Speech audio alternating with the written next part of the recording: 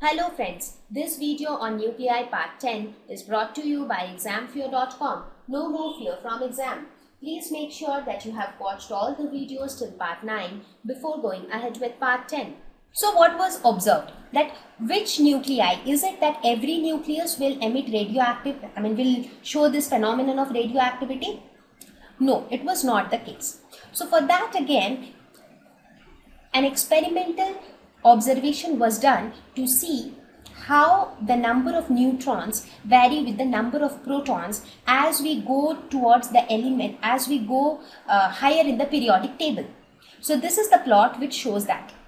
Now it was seen as the atomic, for the elements which has got lesser atomic number, for example the elements which we're taking as an example in the previous slides, for example oxygen, it has 8 protons and 8 neutrons.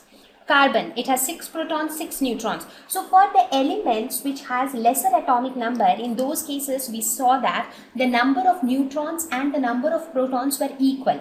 If you look at this graph, the straight line which you see here, this line shows the points where the number of neutrons and protons will be equal. Now if you see in the initial portion of the graph, that means for the lesser atomic numbers, the number of proton is equal to the number of neutron. But as the atomic number gradually increases, the number of neutrons become more than the number of protons. Right? As the atomic number keeps increasing, number of neutrons increases when compared to the number of protons. So this becomes the trend that time.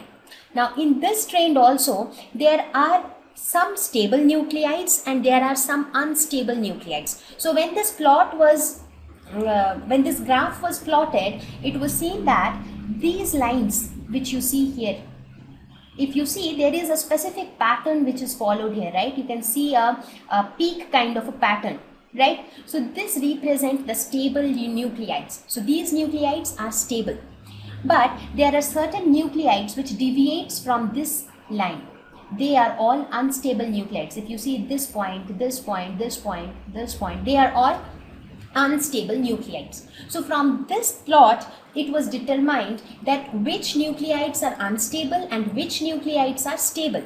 And then it was declared that the nuclides which are unstable will be radioactive. So that means all nuclides will not be radioactive, only the nuclides which are unstable, because something which is unstable will try to become stable. So a nuclide which is unstable will try to do something, will try to emit some radiation, or will try to emit some particle and will try to become stable, right? So that phenomenon was actually radioactivity. So we will talk about, what Becquerel observed was just that he could just say that it was some radiation which was emitted.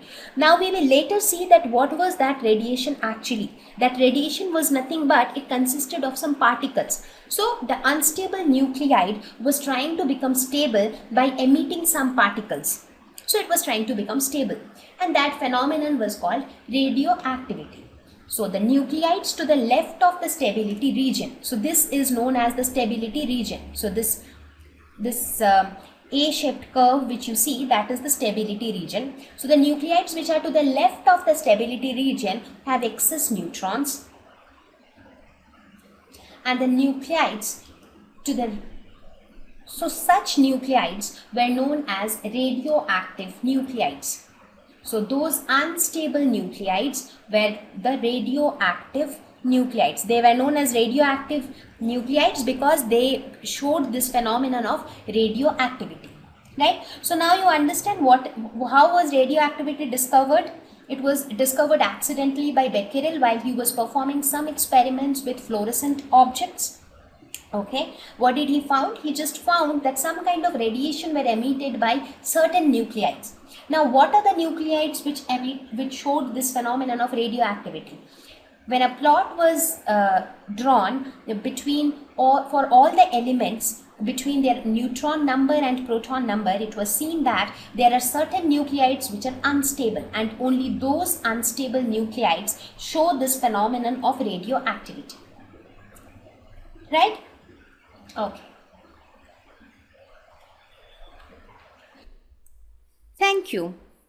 Please visit examfear.com to watch free educational videos, try free online tests, get the best quality study materials, study from the best tutors and mentors, and much more. Thank you once again.